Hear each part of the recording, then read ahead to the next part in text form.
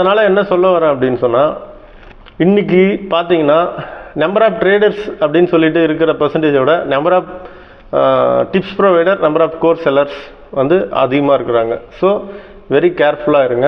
அடுத்தது ரீசெண்டாக எங்கிட்ட இன்னொரு என்கொயரி ஒன்று கேட்டேன். ஒருத்தவங்க ரொம்ப இன்னசென்ட்டாக கேட்டாங்க, ரொம்ப பாவமாக இருந்துச்சு அவங்க சொல்கிறது. ஒரு இந்தியன் பேங்க்கில் ஒரு நல்ல கேட்டகரியிலேருந்து விஆர்எஸில் வாங்கிட்டு வந்திருக்கிறவங்க, நல்லா படித்தவங்க, ட்ரேடிங்குன்றது ஏதோ ஒரு வகையில் இன்ஃப்ளூயன்ஸ் ஆகிட்டாங்க.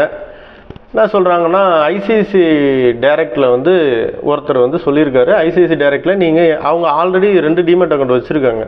ஐசிஐசி டைரக்டில் நீங்கள் என் கூட டிமெட் அக்கௌண்ட் ஓப்பன் பண்ணிங்க, என்னுடைய அண்டரில் டிமெட் அக்கௌண்ட் ஓப்பன் பண்ணிங்கன்னா 5 lakh rupees நீங்கள் உங்கள் அக்கௌண்ட்டில் போட்டு நீங்கள் எங்கிட்ட கொடுத்தீங்கன்னா உங்களுக்கு நான் மாதம் வந்து 35,000 வந்து ப்ராஃபிட் பண்ணி தரேன் அப்படின்னு சொல்கிறாங்க. ஸோ இது சரியா தப்பா அப்படின்றத இப்போ என்கிட்ட கேட்குறாங்க.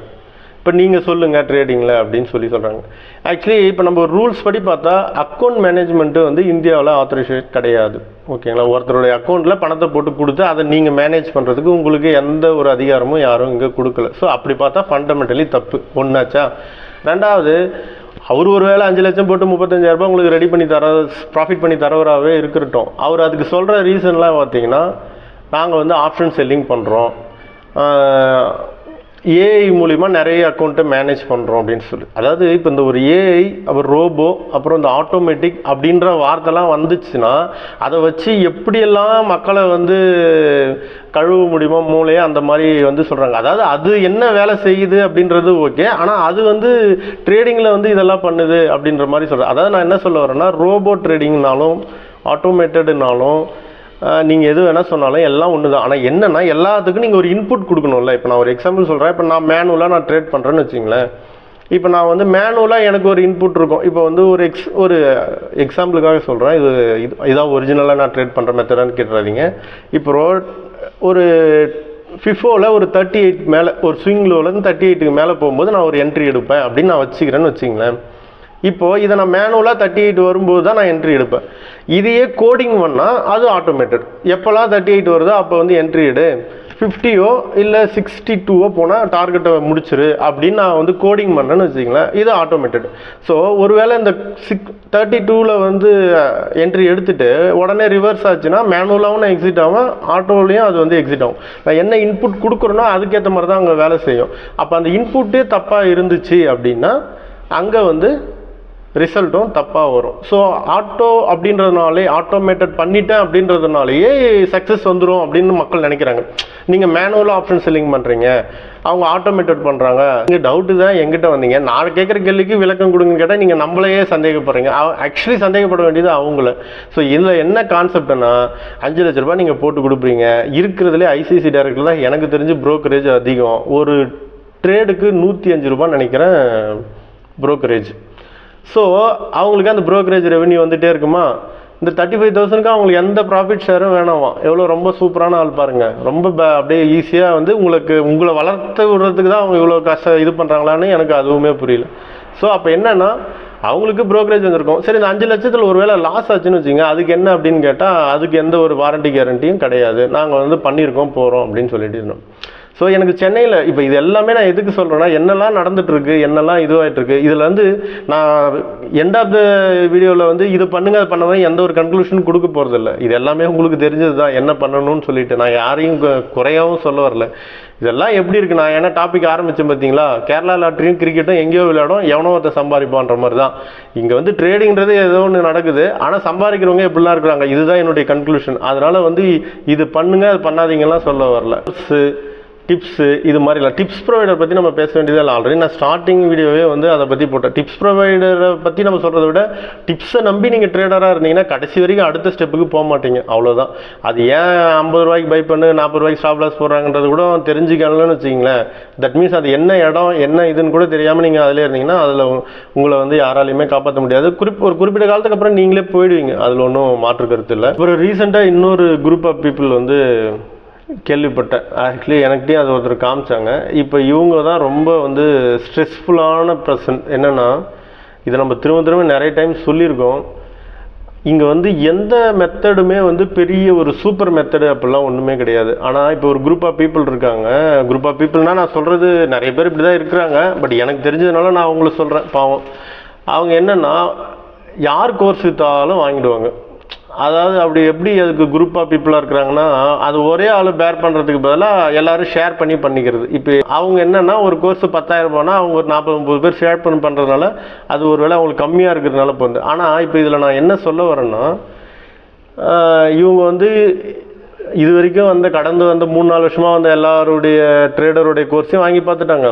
இவங்க எல்லாமே சொல்லிவிட்டு அந்த குரூப்பில் இருக்கிற ஃபீட்பேக் என்னென்னா, என்னையா ஒன்றுமே இல்லை, சி இவ்வளோதானா, இதுக்கு நம்ம பண்ணுறதே பரவாயில்லையே அடடா அப்படின்ற மாதிரி. இப்போ இதுக்கு என்னென்னா எனக்கு இது கூட தெரியாமல் இருக்காங்க. அப்படின்னா நீங்கள் என்ன எதிர்பார்க்குறீங்க? இதை விட பெருசாக யாருக்குமே தெரியாத ஒரு கடவுள்கிட்டேருந்து காட் கிரேஸாக ஏதாவது ஒரு பெரிய ஹோலி கிரேல்ஸ் மாதிரி ஏதாவது ஒரு செட்டப் எதிர்பார்க்குறாங்களான்னு தெரியாது. அப்போ என்ன பிரச்சனைனா, நீங்கள் இந்த மாதிரி பார்த்துட்டே இருந்தீங்கன்னு வச்சிங்களேன், எதுலேயுமே நீங்கள் செட் ஆக மாட்டீங்க. உங்களுக்கு தலைவலியும் ஸ்ட்ரெஸ்ஸும் தான் மிஞ்சும். ஆனால் சிம்பிளான ஒரு மேட்ரு, இதை நான் ஏற்கனவே சொன்னது தான், ஏதோ ஒன்று எடுத்து, இப்போது என்னுடைய ஃப்ரெண்டு ஒருத்தர் இருக்கார், ஒரு க்ளோஸ் ஃப்ரெண்டு, 2 பேருமே ட்ரேடிங்கில் ரொம்ப, நான் எப்படி இருக்கணும் 2014 அவர் இருக்கிறாரு. ஆனால் என்ன ஒரு விஷயம், 2 பேரும் ஆக்டிவ் ஃபண்டோ ட்ரேடரு, மெத்தடு வேறு. ஆனால் எண்ட் ஆஃப் த டேல என்ன பண்ணிப்போம்னா, இப்போ நம்ம ஒரு ஜாபில் இருக்கிறபோது எப்படி டிஸ்கஸ் பண்ணிக்கிறோமோ அந்த மாதிரி நான் அவருக்கு ஃபோன் பண்ணி அவர் ஃபோன் பண்ணி ஓவரால் எப்படி போச்சு, எப்படி என்னாச்சு அப்படின்ட்டு அட்லீஸ்ட் ப்ராஃபிட்டை டிஸ்கஸ் பண்ணிக்கலாம் கூட. ஆனால் அவர் எலியட் அந்த மெத்தடில் அந்த 5 வேவ் இருக்கு இல்லையா, அதை வச்சுட்டு ட்ரேட் பண்ணுவார். நான் சிபிஆர் ட்ரேட் பண்ணுவேன். உடனே எண்ட் ஆஃப் த டேல பேசும்போது இதனால தான் கீழே வந்துச்சுன்னு அவர் சொல்லுவார்.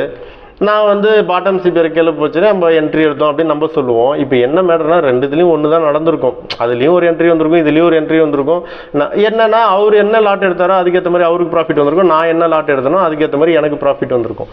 இப்போ எண்ட் ஆஃப் த டே என்ன சொல்ல வரேன்னா, நீங்கள் ஏதோ ஒரு மெத்தடில், டெக்னிக்கல் மெத்தடில் ஸ்டிக் ஆகி அதை ப்ராக்டிஸ் பண்ணால் மட்டும்தான் உங்களால் அந்த மெத்தடையே புரிஞ்சிக்க முடியும். அது மேலே நம்பிக்கை ஒரு இது பண்ணுவோம். இப்படி ஊரில் வரவங்கலாம் ஒவ்வொரு கோர்ஸாக விற்றுட்டே இருந்து அது பின்னாடி போயிட்டே இருந்தீங்கன்னா உங்களுக்கு என்ன நடக்கும்னா, எல்லார் மேலேயுமே உங்களுக்கு வெறுப்பு வந்துடும்.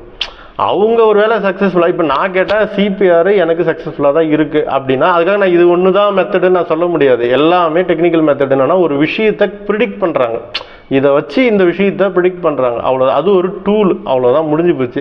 சில பேர் ப்ரைஸ் ஆக்ஷனு ஒன்றுமே இல்லை அப்படின்னு அது மாதிரி கம்பி கட்டுற கதையும் இருக்குது. ப்ரைஸை மட்டுமே பார்த்து பண்ணுறது ப்ரைஸ் ஆக்ஷன், வெறும் விலை மட்டும் ஏறதை அப்படின்னு சொல்கிறவங்களும் இருக்காங்க. நான் என்ன சொல்கிறேன்னா, நீங்கள் இப்படி பார்த்துட்டே இருக்கும்போது அவங்க எல்லாமே தப்பு அப்படின்ற மாதிரி நீங்கள் இதோட இன்னும் ஏதோ பெட்டர் சாய்ஸ்ன்னு போயிட்டே இருந்தீங்கன்னா ஒன்றுமே பண்ண முடியாது. அதனால் என்னென்னா, ஏதாவது ஒரு மெத்தட் எடுத்து அந்த மெத்தடில் நீங்கள், நான் ஏற்கனவே அதெல்லாம் ஒரு வீடியோ போட்டிருக்கேன், 1 இயர் நீங்கள் ட்ரேட் பண்ணி பாருங்கள், அந்த இல்லை பேக் டெஸ்ட் பண்ணி பாருங்கள் அப்படின்னு சொல்லியிருக்கேன். அதுதான் சரியாக இருக்கும் அப்படின்னு. இப்போ இவங்க என்னென்னா, ரெகுலராக ஒரு 4-5 ட்ரேடர் யூடியூபர்ஸ் எனக்கு தெரியும்னா பர்சனலாக தெரியாது. ஸோ எனக்கு முன்னாடி அவங்க பண்ணியிருக்காங்க, அவங்கள நான் பார்த்துருக்கேன். அதுக்கப்புறம் நம்மளும் ட்ரேட் பண்ணிட்டு இருக்கேன். ஸோ நம்மளே ஏன் யூடியூப் ஆரம்பிக்கூடாது, நான் ஆரம்பிச்சிருக்கேன். ஸோ இந்த மாதிரி எல்லாரையுமே இவங்க குறை சொல்லியிருக்காங்க. ஆனால் அவங்க பர்சனலாக எப்படி இருக்காங்கன்னு எனக்கு தெரியாது. பர்சனலாக எப்படி இருக்காங்கன்னா, அந்த கோர்ஸை நான் பார்த்ததில்ல, அவங்க ப்ராஃபிட் பண்ணுறாங்களா என்னன்றது அந்த மாதிரிலாம் சில விஷயங்கள் நான் தெரியல. சில பேர் கன்சிஸ்டன்ஸே இருக்க மாட்டாங்க, கொஞ்ச நாள் இருப்பாங்க, அப்புறம் அவங்க யூடியூப்லேயே இல்லாமல் இருப்பாங்க. அது ஏதாவது பர்சனல் ரீசனாக கூட இருக்கலாம். ஆனால் இந்த பார்க்குறவங்க இருக்காங்க பார்த்தீங்கன்னா, இவங்க எல்லாரையுமே குறை சொல்லிட்டு இருப்பாங்க. இவங்க சரி, நான் என்ன கேட்டேன், நீங்கள் எங்கே அவங்கள்ட்ட போய் பார்த்தீங்க அப்படின்னு. நான் என்ன சொல்கிறேன்னா, வேர்ல்ட் கிளாஸ் பெஸ்ட் ட்ரேடர்னு ஒருத்தர் இருக்கார்ல, இப்போ நான் மார்க் மினர்வேனி, யூஎஸ் பேஸில், அவர் தான் எவ்ரி இயர் அவர் தான் சாம்பியன். இப்போ அடுத்த மார்ச்சில் அடுத்த லீக் யூஎஸில் கண்டக்ட் பண்ணுறாங்க. அவரும் தான் கன்செக்யூட்டிவ் வின்னர். அவருடைய வீடியோவை நான் பார்த்துருக்கேன், யூடியூப்பில் எல்லாமே அவைலபிள் இருக்குது, நீங்கள் போங்க. ஒருவேளை தமிழ்நாட்டில் டாப் கிளாஸ் ட்ரேடர் இருக்கார், ஓகே, உங்களுக்கு யாருன்றது தெரியும். அவருடைய வீடியோ கூட என்கிட்ட இருக்குது. ஒரு எக்ஸாம்பிள் சொல்கிறேன், அந்த வீடியோ பார்த்தா கூட அதுலேயே குறை சொல்லுவாங்க, என்னையா இருக்குது இதில் ஒன்றும் கிடையாது அப்படின்னு சொல்லிட்டு. அப்போ என்ன உண்மைன்னா, எதுலையுமே ஒன்றும் கிடையாது, அதான் உண்மை. நீங்களாக பார்த்து அதில் எடுத்துக்கிட்டால் மட்டும்தான், ஒரு விஷயத்தில் நிறுத்தினா மட்டும்தான் உண்மையை தவிர, மற்றபடி நீங்கள் தேடிக்கிட்டே போயிட்டீங்கன்னா தேடிக்கிட்டே தான் இருக்கணும். அதுக்கு ஒரு செலவு பண்ணிக்கிட்டு, அதுக்கு அவங்கள குறை சொல்லிக்கிட்டு, இந்த மாதிரி டைம் வேஸ்ட் பண்ணிகிட்டே தான் இருக்குமே தவிர, நீங்கள் ட்ரேடராக இந்த இதில் அடுத்த லெவலுக்கு எவால்வ் ஆக முடியாது. ஸோ இப்போ நம்ம என்ன தான் அப்போ பண்ணணும் அப்படின்னா, சிம்பிளாக இது எல்லாத்தையும் சேர்த்து ஒரே விஷயத்தில் சொன்னால், நியூ பிகினர்ஸாக வரீங்க அப்படின்னா இன்ஃப்ளூயன்ஸ் ஆகாதீங்க, எதை பார்த்து இன்ஃப்ளூயன்ஸ் ஆகாதீங்க, ஓகேங்களா. நல்ல மென்டராக பார்த்து கண்டுபிடிச்சி, இல்லை ஏதோ ஒரு ஏகலைவன் மாதிரி எதையாவது ஒரு மெத்தடில் அவங்களுக்கு தெரிஞ்சு போட்டு அந்த மாதிரி போங்க. அந்த மாதிரி கரெக்டான ஆளும் இருக்கிறாங்க, ஓகேங்களா. அதே மாதிரி ஏற்கனவே ட்ரேடராக இருக்கிறீங்களா, நீங்கள் ஜம்பிங் த கன் மாதிரி இன்னொருத்தர் மெத்தடை பார்த்து ஜம்ப் ஆகிட்டே இருக்காதீங்க. நீங்கள் செகண்ட் லெவலில் ஆல்ரெடி ட்ரேடர் ஆகிட்டீங்களா, ஏதோ ஒரு மெத்தட் பண்ணுறீங்களா, இன்றைக்கி நான் சொல்கிறேன், அடித்து சொல்கிறேன், டெக்னிக்கலை பொறுத்த வரைக்கும் நான் வந்து ட்ரேடிங் சம்மந்தமாக எந்த யூடியூப் சேனலோ அதான் சொல்கிறேனே, மார்க் மினரல் இவங்க ஸ்பீச் தான் கேட்பேனே தவிர டெக்னிக்கல் சம்மந்தமாகவோ விஷயமா எதுவுமே வந்து இது மேலே தெரிஞ்சுக்கணும்னு அவசியம் கிடையாது. ஏன்னா டெக்னிக்கல் பொறுத்த வரைக்கும் நம்ம இந்த மெத்தடு எனக்கு என்ன ப்ராஃபிட் கொடுக்கும், கவுத்து விட்டால் என்ன செருப்படி கொடுக்குன்றது ரெண்டுமே எனக்கு தெரியும். ஸோ அதனால் வந்து நான் புதுசாக போயெல்லாம் ட்ரை பண்ணலாம். ஆல்ரெடி இதை கண்டுபிடிக்கிட்டே கொஞ்சம் எத்தனை வருஷம் ஆச்சு எனக்கு. அப்புறம் அங்கே வந்து ப்ராக்டிஸ் பண்ணி இப்போ நிறுத்திருக்கோம். இப்போ அடுத்தடுத்து நான் மாற முடியாது. நீ கோடி ரூபாய் ப்ராஃபிட்டை ஸ்க்ரீன்ஷாட்டை ட்விட்டர்லேயோ இதுலேயோ போட்ட பார்த்தா கூட நான் வந்து இது எப்படி பண்ணியிருக்கீங்க அப்படின்ற அந்த ஒரு எந்த எக்ஸைட்மெண்ட்டும் நான் ஆகிறதுக்கு ரெடி இல்லை. பட் ஆனால் அதை தாண்டி வந்து ஒரு மணி மேனேஜ்மெண்ட்டு, ஒரு சைக்காலஜி சம்மந்தமாக ஏதாவது ஒரு விஷயம் அவங்கக்கிட்ட லேர்ன் பண்ணுறது இருக்குன்னா அதை நான் வந்து எடுத்துக்க தயார். ஸோ டெக்னிக்கலி ஒரு இடத்துல ஸ்ட்ரிக்ட் ஆகவே ஆகணும். ஓகேங்களா? ஸோ இதுதான் ட்ரேடருக்கு நான் சொல்ல வர்றது. மூணாவது வந்து இந்த மாதிரி வந்து ஸ்கேம்குள்ளே போயிட்டு, அதாவது புதுசாக பணம் வச்சுருப்பீங்க, உங்களுக்கு வந்து நிறைய வந்து இவங்க இப்படி பண்ணி தருவாங்க, அவங்க அப்படி பண்ணி தருவாங்க, இவங்க இந்த மாதிரி பண்ணுவாங்க. அது எங்கிட்ட கேட்டாங்க, ஆப்ஷன் செல்லிங்னா கம்பல்சரி ப்ராஃபிட் தானே, அதனால தான் உங்ககிட்ட கேட்குறேன். எங்க ஆப்ஷன் செல்லிங் பண்ணாலும் அதுலேயும் தப்பு நடக்காதா, அதுலேயும் வந்து ரிட்டர்ன் ஆப்போசிட்டாக போகாதா, ஆப்ஷன் செல்லிங்னாவே சக்ஸஸ் தான் அப்படின்னு முடிவு பண்ணிக்கிறாங்க. யார் ஆப்ஷன் பையிங்கில் புதுசாக பண்ணிட்டுருக்கோம். ஸோ இந்த மாதிரி மண்டே கழுவுற வேலையெல்லாம் வந்து போய் மாட்டிக்காதீங்க. ஸோ இதுதான் இந்த ஓவரால் அவேர்னஸ் வீடியோ. ஸோ இந்த வீடியோவை மறக்காமல் லைக் பண்ணுங்கள், ஷேர் பண்ணுங்கள். தேங்க்ஸ் ஃபார் வாட்சிங்.